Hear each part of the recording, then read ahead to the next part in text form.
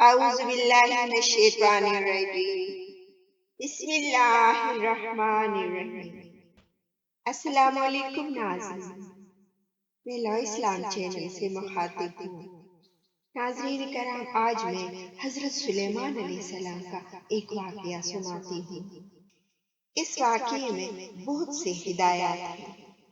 مثلا یہ کہ حضرت سلیمان علیہ السلام جن کو ایسی بے مثل حکومت و سلطنت حاصل تھی کہ صرف ساری دنیا پر نہیں بلکہ جنات اور پرندوں اور ہوا پر بھی ان کی حکومت تھی، مگر ان سب سامانوں کے باوجود بھی موت سے نجات نہ تھی، اور یہ کہ موت تو مقرر وقت پر آنی تھی۔ بیت المقدس کی تعمیر جو کہ حضرت داؤد علیہ السلام نے شروع کی، پھر حضرت سلیمان علیہ السلام نے اس کی تکمیل فرمائی۔ اس میں کچھ کام تعمیر کا باقی تھا، اور یہ تعمیر کا کام جنات کے سپرد تھا، جن کی طبیعت میں سرکشی غالب تھی۔ حضرت سلیمان علیہ السلام کے خوف سے جنات کام کرتے تھے۔ حضرت سلیمان علیہ السلام نے سوچا کہ اگر ان کی وفات واقع ہو گئی تو باقی کام جنات چھوڑ کر چلے جائیں گے، اس لیے آپ نے اللہ کے حکم سے اپنی موت کے لیے ایک طریقہ سوچا۔ جب موت کا وقت آیا تو موت کی تیاری کر کے اپنی محراب میں داخل ہو گئے، جو شفاف شیشے سے بنی ہوئی تھی۔ باہر سے اندر کی سب چیزیں نظر آتی تھی، اور اپنی عصا ہاتھ میں لے کر کھڑے ہو گئے تاکہ وفات کے بعد جسم عصا کے سہارے کھڑا رہے۔ سلیمان علیہ السلام کی روح وقت مقرر پر قبض کر لی گئی، مگر وہ اپنے عصا کے سہارے اپنی جگہ جمے ہوئے تھے۔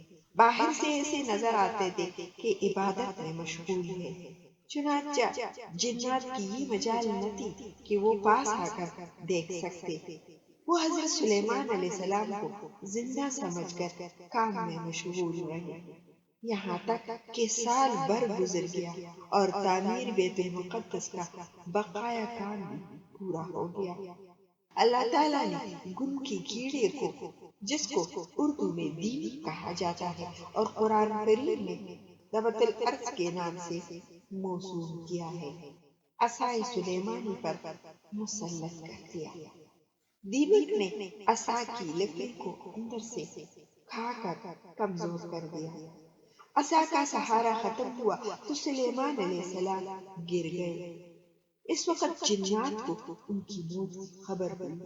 جنات کو اللہ تعالیٰ نے دور دراز کی مسافت چند لمحات میں فتح کر لینے کی قوت عطا فرمائی ہے، اور انسان اور جنات یہ بھی سمجھتے تھے کہ شاید جنات کو غیب کا علم بھی ہے، لیکن سلیمان علیہ السلام کی وفات نے یہ بھی حقیقت کھول دی کہ جنات کے پاس کوئی غیبی علم نہیں ہے، کیونکہ ان کو غیب کا علم ہوتا تو حضرت سلیمان علیہ السلام کی موت سے 1 سال پہلے ہی باخبر ہو جاتے۔